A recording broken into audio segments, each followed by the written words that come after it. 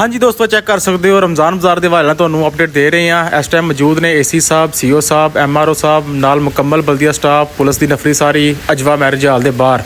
इस दफ़ा रमज़ान बाज़ार लग रहा है अजवा मैरिज हाल। तो यदी लोकेशन सारे पता है कि लाला मूसा तो बाहर निकल के भी है तो अलाइड स्कूल के बाहर चेक कर सकते सारा काम हो रहा है। तो उस तो बाद एक होर गल, इस दफ़ा रमज़ान बाज़ार ओपन जगह तो नहीं लगेगा, मैरिज हाल के अंदर लगेगा।